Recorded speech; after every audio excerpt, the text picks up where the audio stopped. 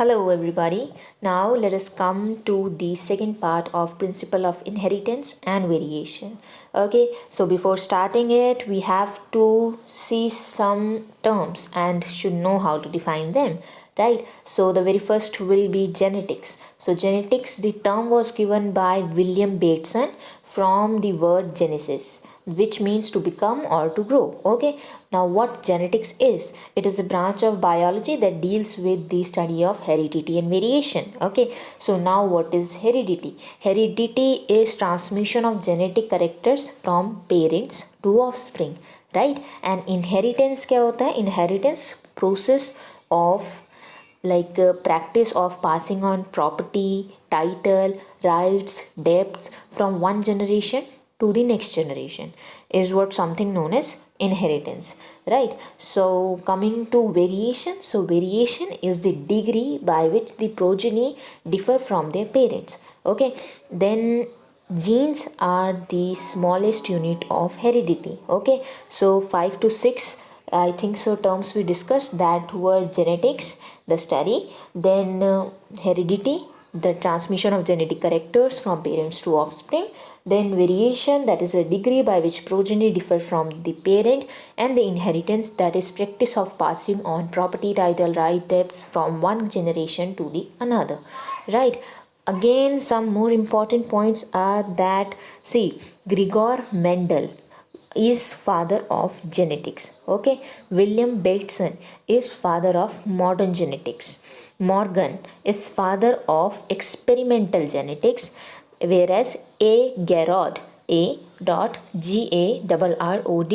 is father of human genetics and biochemicals. Okay, so this was something that was necessary to be known. Coming next will be an example जो कि artificial selection के under हमें दिया गया है NCERT में ही, that is Sahiwal cows in Punjab. And now finally starting with Mendel's law. So Gregor Mendel, the father of genetics, खूब सारे एक्सपेरिमेंट किए थे 7 साल तक. वो कौन से 7 साल थे? दे वर 1856 टू 1863, राइट. एंड उन एक्सपेरिमेंट्स के बेसिस पे उन्होंने 3 लॉ दिए थे. ओके, और उन्होंने एक्सपेरिमेंट किए थे मटर के पौधे के ऊपर. वाई सो? क्योंकि मटर के पौधे का जो लाइफ स्पैन होता है वो बहुत छोटा होता है और बहुत आसानी से ग्रो हो जाता है. कोई ज़्यादा फालतू केयर करने की ज़रूरत नहीं होती. प्योर वेराइटीज़ की अवेलेबिलिटी थी एंड ईजिली आप कॉन्ट्रास्टिंग करेक्टर्स आपको मिल सकते हैं. देन कंट्रोल ब्रीडिंग की भी पॉसिबिलिटी थी एंड सेल्फ पॉलिनेटिंग भी थी, राइट. सो मेंडल ने 14 ट्रू ब्रीडिंग पी प्लांट की वेराइटीज़ ली थी as pair, right. So which were similar except for one character with contrasting trait. So इससे कंफ्यूज नहीं होना है. पॉइंट ये है कि करेक्टर क्या होता है, जैसे कि जो एक एक पॉइंट को लेकर हम लोग किसी को जज कर रहे हैं. देन जो वो शो कर रहा है ट्रेट वो डोमिनेंट है या रिसेसिव है वो हम रख रहे हैं, राइट. सो जैसे करेक्टर आपका रहेगा सीड का शेप एंड सीड का कलर. ओके, सो यहाँ पर हम सीड को जज कर रहे हैं on the basis of shape and on the basis of colour. And इसमें डोमिनेंट ट्रेट शेप के केस में राउंड रहेगा एंड कलर के केस में येलो रहेगा, right. While in the case of recessive trait shape के केस में आपका जो सीड है वो रिंकल्ड रहेगा एंड सीड कलर के केस में वो ग्रीन रहेगा. ओके, ये एक बहुत ही ज़्यादा इंपॉर्टेंट चीज़ है सीड कलर, बिकॉज हम लोग जो घर में ज़्यादातर मटर खाते हैं वो हरे ही रंग के निकलते हैं. सो वी कांट कंक्लूड कि हाँ वो डोमिनेंट ट्रेट होगा या कलर जो है ग्रीन वो डोमिनेंट होगा. नो, ग्रीन कलर एक्चुअल में रिसेसिव है, राइट. ओके, सो नाउ बहुत फटाफट अगर हम इसको देखें तो करेक्टर्स हमारे पास सीड के 2 हैं, shape and colour, right. Dominant round and yellow, recessive wrinkled and green. Okay, flower पे अगर आ जाएं तो फूल का रंग, उसमें पर्पल कलर का फ्लावर डोमिनेंट ट्रेट शो करेगा एंड वाइट कलर का फ्लावर रिसेसिव ट्रेट शो करेगा. वहीं फ्लावर की पोजीशन, अगर एक्सियल पोजीशन पे आपका फ्लावर लगा है तो वो डोमिनेंट शो करेगा. वहीं अगर टर्मिनल पे लगा है तो वो रिसेसिव शो करेगा, right. Pod shape and pod colour. Pod shape अगर फुल है, राइट, फूला हुआ है मटर, ठीक है, का जो मतलब बाहर का छिलका रहता है, सो वो डोमिनेंट ट्रेट है। एंड अगर वो कंस्ट्रिक्टेड है, चिपका हुआ है राइट मटर के दानों के साथ, सो वो रिसेसिव ट्रेट रहेगा। Then pod colour, that is green colour, dominant trait, and yellow colour recessive trait. एक बचता है that is stem height, so tall is dominant trait and dwarf is recessive trait, right. Okay, so these were like we used to think no this is not that important, but ये हम लोग अगर नज़रअंदाज कर लेंगे तो board के paper में 2 नंबर का क्वेश्चन आएगा और घुमा देगा। एंड कॉम्पिटिटिव एग्जाम्स में असर्शन, रीज़न या फिर statement type questions. Okay, so inheritance of one gene से पहले हमें फिगर दे रखा है 5.2, जिसमें हमें लाइक इमास्कुलेशन दिखा रखा है, that is removal of anther. Then उसके बाद एंथर का रिमूवल किया है जब, तो जो आपकी फीमेल फ्लावर है उसमें मेल जो एंथर है वो किसी और फ्लावर का पॉलिनेट करवाया जा रहा है, एंड उसके बाद ब्रीडिंग शो की गई है। तो that is steps in making of a cross in pea. Okay, so basically बात क्या थी कि emasculation is equals to removal of anther. Okay, so now for inheritance of one gene, I am very sure कि 10th standard में ये सब ने बहुत अच्छे से पढ़ रखा होगा, right. So I will be very fast with it. See, monohybrid cross होता है जब आप 2 इंडिविजुअल का क्रॉस करवाते हो having pure breeding contrasting correct trait, और कितने नंबर, 1 नंबर का, ठीक है। That is cross between 2 individuals having 1 pure breeding contrasting trait. Okay, वहीं डाई हाइब्रिड क्या होगा, cross between 2 individual having 2 pure breeding traits. Okay, so monohybrid में किसी एक पर्टिकुलर आप जो कॉन्ट्रास्टिंग ट्रेट है मतलब उसको देखते हुए, उसको मद्देनज़र रखते हुए 2 इंडिविजुअल्स के बीच में क्रॉस कराते हो। वहीं डाई हाइब्रिड में आप क्रॉस करवा रहे हो 2 इंडिविजुअल्स के बीच में जो किसके अकॉर्डिंग, 2 प्योर ब्रीडिंग ट्रेट्स के अकॉर्डिंग, राइट। सो जो आपकी फर्स्ट हाइब्रिड जनरेशन होती है, फॉर्म होती है जो पेरेंट्स के बाद, उसको फीलियल प्रोजेनी बोला जाता है या फिर F1 बोला जाता है। एंड जो फर्दर इसके बाद फिर से फॉर्म होती है उसको F2 जनरेशन बोला जाएगा या फिर filial progeny, okay, 2। Okay, then coming on the observations of Mendel, जो कि क्या है कि अगर आप पेरेंट्स को लाइक अब हम मोनो हाइब्रिड क्रॉस की बात कर रहे हैं जहाँ पे हम एक ही करेक्टर लेंगे और कॉन्ट्रास्टिंग ट्रेट्स होगी, राइट। सो करेक्टर हमने ले लिया स्टेम हाइट, राइट, एंड आपके ट्रेट्स क्या हैं, एक टॉल पेरेंट है, एक ड्वार्फ पेरेंट है। एंड अगर F1 जनरेशन देखेंगे तो हम बिल्कुल आराम से देख सकते हैं कि आपकी F1 जनरेशन में जो 2 प्लांट्स दिखाए गए हैं फिर 5.3 फिगर में, वो दोनों टॉल हैं। And then in F2 generation 3 plants tall हैं, वहीं एक ड्वार्फ है, राइट। सो इस ऑब्जर्वेशन के अकॉर्डिंग ये मीन्स एक मेंडल ने प्रपोज किया कि there is something that is being stably pass down, जो कि बिना चेंज हुए पेरेंट्स से फर्दर सक्सेसिव जनरेशन्स में ट्रांसफ़र हो रहा है।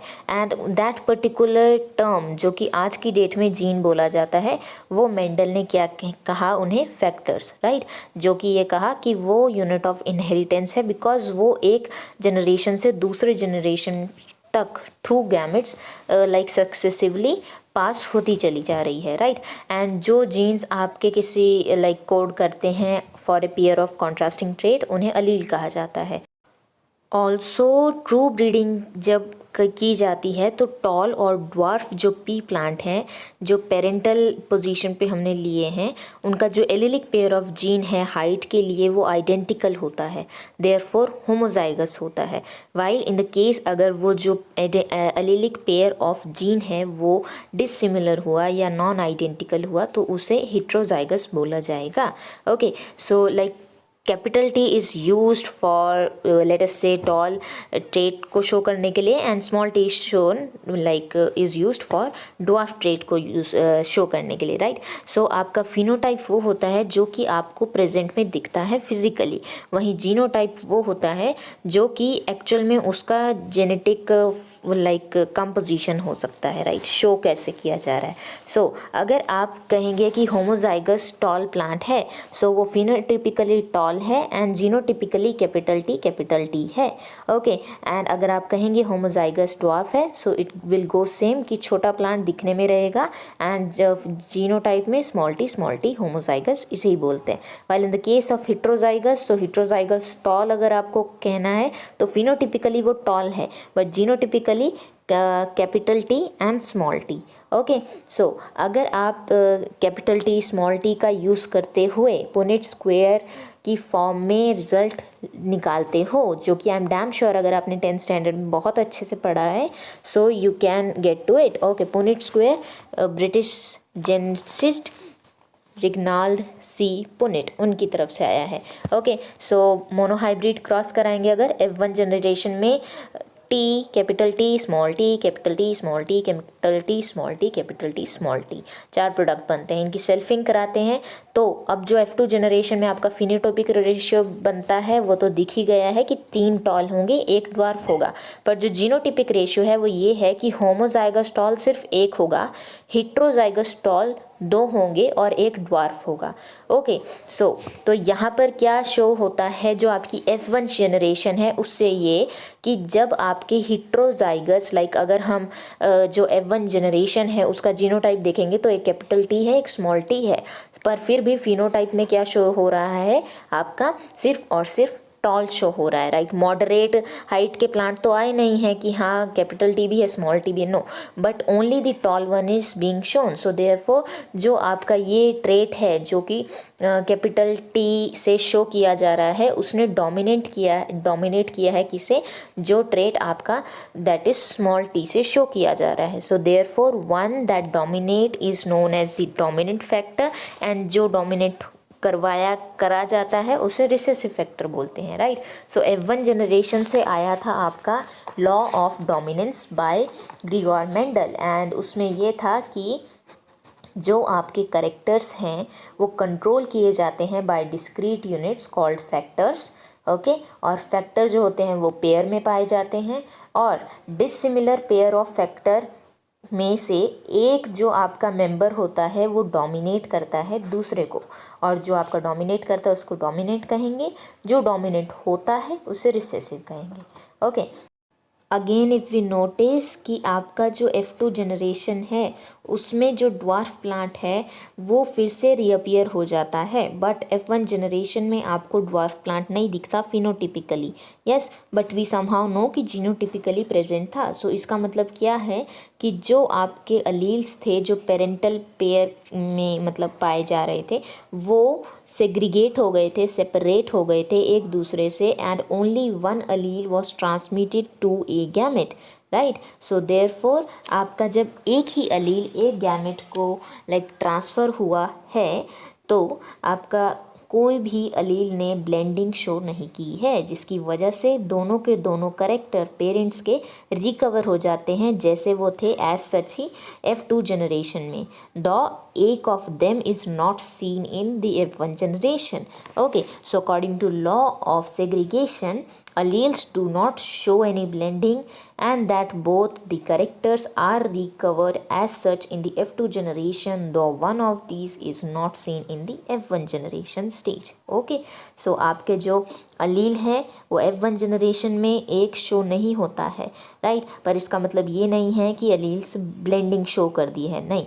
सो वहाँ पर कोई ब्लेंडिंग नहीं हुई है, इसलिए ही F2 जनरेशन में जो पेरेंट्स का करेक्टर था मीन्स एक ट्रेट था वो शो हो जाता है, right. So there is no such blending, there is only separation of both the alleles, and only one only one allele is received by a gamete, right, and it is also known as law of purity of gamete, and the most important thing is कि law of segregation का कोई भी exception नहीं होता है, okay। so now we had done with two हमारे laws, and कुछ particular points हैं जो कि हमें याद रखने हैं, वो ये है कि ax प्लस by का whole square will be the basic formula अगर आपको जीनोटाइप मीन्स पता करना है, कमिंग नेक्स्ट विल बी आपके दो term, that is back cross and test cross. So see, back cross is जब आपकी जो F1 जनरेशन है उसको डोमिनेंट पेरेंट के साथ क्रॉस करवाया जाता है. सो अगर हम मोनोहाइब्रिड क्रॉस जो हमने किया है उसकी जो F1 जनरेशन है, लेट अस से the genotype capital T small t, उसका क्रॉस करवाया जा रहा है डोमिनेंट पेरेंट के साथ, दैट वाज कैपिटल T. इसको कहा जाता है back cross. Okay, so coming next will be test cross. So test cross भी एक तरीके का बैक क्रॉस ही होता है, बट इसमें एक्चुअल में क्या हो रहा है कि जो F1 जनरेशन है उसका क्रॉस रिसेसिव पेरेंट के साथ कराया जाएगा. ओके, सो जो F1 जनरेशन का क्रॉस डोमिनेंट पेरेंट के साथ कराया जाता है वो एक बैक क्रॉस कहलाया जाता है. वहीं अगर F1 जनरेशन का क्रॉस रिसेसिव पेरेंट के साथ कराया जाता है तो वो टेस्ट क्रॉस कहा जाता है. Okay, so it's too simple. And अगर आपको डिटरमाइन करना होता है genotype of the plant at F2 generation, so test cross is carried out. Okay, so with this we will be starting आपके लॉ ऑफ डोमिनेंस के like what से exceptions. Okay, so ज़रूरी नहीं है कि हर एक पौधा या फिर हर एक बीइंग जो है आपका लॉ ऑफ डोमिनेंस को मीन्स कनेक्ट करे. बहुत सारे ऐसे भी पौधे हैं जो नहीं करते. फॉर एग्जांपल एक है स्नैपड्रैगन, या फिर आप उसको एंटीरायमन SP डॉट ऐसे लिखा गया है NCERT में, वो बोल सकते हो, या फिर मोर कैजुअली डॉग फ्लावर. सो ये इनकम्प्लीट डोमिनेंस शो करता है. सो व्हाट दिस इज़, सी आपकी हमने क्या पढ़ा है कि जो पेरेंट जनरेशन होगी उसमें आप एक होमोजाइगस डोमिनेंट लेंगे, एक होमोजाइगस रिसेसिव लेंगे, गैमेट्स बनेंगे, एंड देन उसके बाद जो F1 जनरेशन बनेगी उसमें फिनोटिपिकली तो डोमिनेंट शो होगा, पर जीनोटिपिकली दोनों के दोनों लाइक जो अलील्स हैं हिट्रोजाइगस वो फॉर्म होंगे. एंड फाइनली F2 जनरेशन्स में आपके वो फिर से रिकवर कर जाएंगे एंड फिनोटिपिकली 3 आपके डोमिनेंट शो करेंगे, मीन्स टॉल, एंड एक आपका शॉर्ट रहेगा, राइट. ऐसे ही एंड जीनोटाइप 1:2:1 शो होगा, राइट. बट इधर क्या होता है कि आपका पेरेंट जो जनरेशन है यहाँ पे फ्लावर के कलर में मीन्स डोमिनेंट नहीं शो की जाती है, राइट. उसमें डोमिनेंट कलर है रेड एंड रिसेसिव कलर है. यहाँ पे पक्की बात है कि F1 जनरेशन में लाल फूल दिखने चाहिए जितने भी बनेंगे, बट होता नहीं है ऐसा होता क्या है, पिंक फ्लावर्स दिखने को मिलते हैं. देयरफॉर यहाँ कलर जो कि रेड एंड वाइट के बीच में आता है वो शो होता है F1 जनरेशन में. सो देयरफॉर यहाँ पे लॉ ऑफ डोमिनेंस काम नहीं करता है, यहाँ पे इनकम्प्लीट डोमिनेंस शो हो रहा है. And again in F2 generation यहाँ पे 2 आपको पिंक फ्लावर्स मिलेंगे, एक रेड और एक वाइट. सो जीनोटिपिक रेशियो तो 1:2:1 ही रहेगा, पर फिनोटिपिक रेशियो आपका रेड 1 है, पिंक 2 है एंड वाइट 1 है. सो वो भी होगा. सो ये एक्चुअल में होता कि किस वजह से है. सो लाइक जो एंजाइम आपके रिस्पॉन्सिबल होते हैं कलर प्रोड्यूस करने के लिए वो या तो बिल्कुल ही प्रेजेंट नहीं होगा, या फिर नॉन फंक्शनल होगा, या फिर कम एफिशिएंट होगा, राइट. ऐसा हो सकता है. ऑल्सो कि आपका अगर दूसरा देखा जाए लॉ ऑफ डोमिनेंस का एक्सेप्शन वी कैन से, सो दूसरा टर्म है वो है को डोमिनेंस. मीन्स एक है जिसमें आपका डोमिनेंट वाला डोमिनेट नहीं कर रहा है रिसेसिव वाले को, रादर दोनों के दोनों एक लाइक मिक्स प्रोडक्ट दे रहे हैं.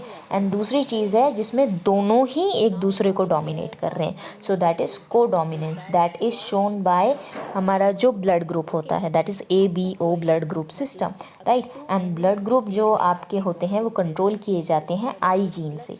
ओके, सो जो प्लाज्मा मेम्ब्रेन होता है हर एक रेड ब्लड सेल का, उसके ऊपर एक लाइक शुगर पॉलीमर होता है जो कि सरफेस की तरफ को प्रोट्रूड कर रहा होता है, और जिस तरीके का शुगर होता है उस तरीके का मीन्स वो व्हाट से वी विल बी सेइंग कि वो ब्लड ग्रुप शो करेगा, राइट. सो अगर आपका जीन आई है उसके ऊपर 3 अलील रहेंगे, आई सुपरस्क्रिप्ट में A कॉमा आई सुपरस्क्रिप्ट में B या फिर स्मॉल आई. ओके, सो आई अगर आपका लाइक पेरेंट 1 है उसमें अगर आपके पास IA अलील है और पेरेंट 2 में भी IA ए अलील है तो जो जीनोटाइप आएगा प्रीटी ऑब्वियस IA और ब्लड सैंपल A आएगा।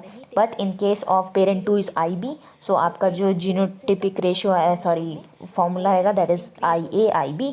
एंड जो आपका ब्लड ग्रुप आएगा यहाँ पर दोनों ही डोमिनेंट है, सो इसमें क्या आएगा AB आएगा। सो दैट इज़ व्हाट यहाँ पे शो किया जा रहा है कि दोनों के दोनों एलील जो है वो इंडिपेंडेंटली एक्सप्रेस होते हैं, ठीक है, कोई एक दूसरे को लाइक डोमिनेट और रिसेसिव नहीं शो कर रहा है।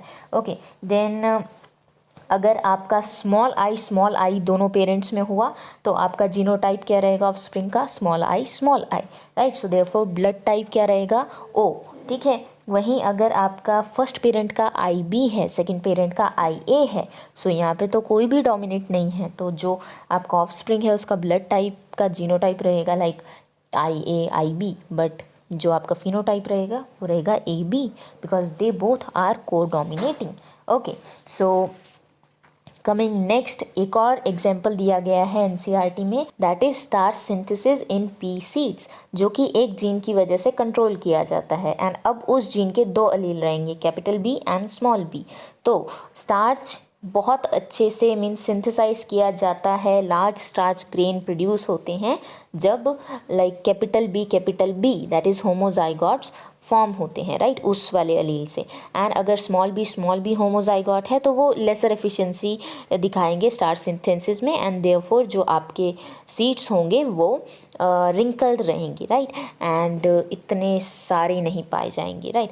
But in the case of capital B and small b यहाँ पर डोमिनेंस नहीं शो होता, आपके स्टार्च ग्रेन जो हैं वो इंटरमीडिएट साइज़ के लाइक प्रोड्यूस होते हैं। So therefore dominance is not an autonomous feature of a gene. Okay now coming next will be our law of independent assortment, जो कि डाई हाइब्रिड क्रॉस से आपको मीन्स मिलता है। And what is dihybrid cross, 2 individual के बीच में cross करवाना है 2 ट्रेड्स को मद्देनज़र रखते हुए, right. And I am damn sure कि डाई हाइब्रिड क्रॉस भी बहुतों को यहाँ पर आता होगा, but then also I will say it. Okay जैसे पेरेंट्स हैं तो अगर आप सीड करेक्टर ले रहे हो, ठीक है, सीड का कलर एंड सीड की शेप, सीड का कलर एंड सीड की shape, so round and yellow will be the dominant one, okay, and wrinkled and green will be the recessive one.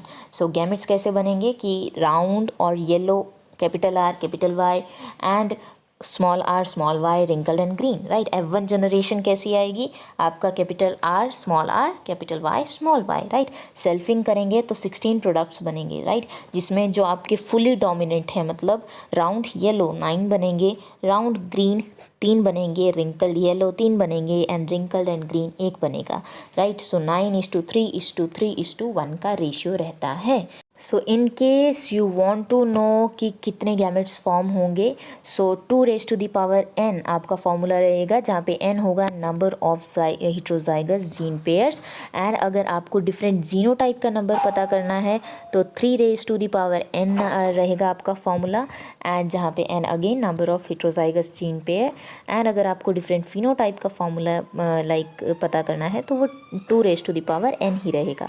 Okay so law of independent assortment actual में क्या है, सी जैसे हमने law of segregation में बात की थी कि अलील ब्लेंड नहीं होते हैं, सो सिमिलर गोज विद जो आपके करेक्टर्स हैं वो सेग्रीगेट होते हैं, ठीक है, तो वो एक करेक्टर दूसरे करेक्टर के साथ ब्लेंड नहीं होता है, इंडिपेंडेंटली दोनों अपना अपना काम करते हैं। So therefore when 2 pairs of trait are combined in a hybrid, segregation of 1 pair of character is independent of the other pair of character and it is done.